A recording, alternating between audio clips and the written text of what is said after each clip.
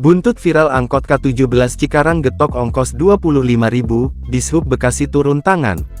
Sebuah video seorang oknum sopir angkot K17 Cikarang Cibarusah Kabupaten Bekasi diduga getok ongkos, viral di media sosial. Penumpang tersebut mengeluh karena dikenakan ongkos 25.000 per orang. Kini aksi oknum sopir angkot yang dikeluhkan penumpang hingga videonya beredar viral. Video tersebut viral dibagikan akun TikTok @atikah094 dan dibagikan ulang akun Instagram @memomedsos, Senin, tanggal 29 Juli tahun 2024.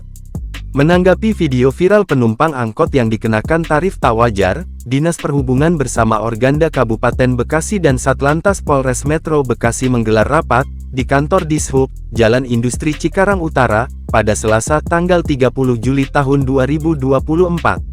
Sekretaris Dinas Perhubungan Kabupaten Bekasi, Reza Nur Alam mengatakan, dari hasil rapat tersebut disepakati langkah-langkah yang akan diambil untuk mencegah terjadinya pengenaan tarif angkot di luar ketentuan di wilayah Kabupaten Bekasi.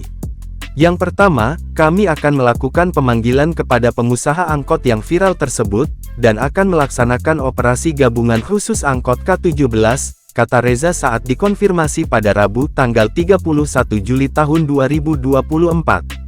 Reza mengatakan, pada rapat tersebut juga disampaikan bahwa tarif trayek angkot K17 jurusan Cikarang Cibarusah adalah sebesar 20.000 per penumpang.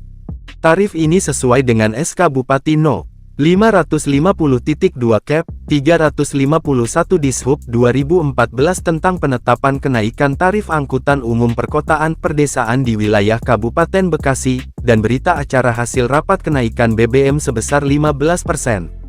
Tarifnya harusnya 20.000 bukan 25.000 yang diminta sopir pada video viral tersebut, jelasnya.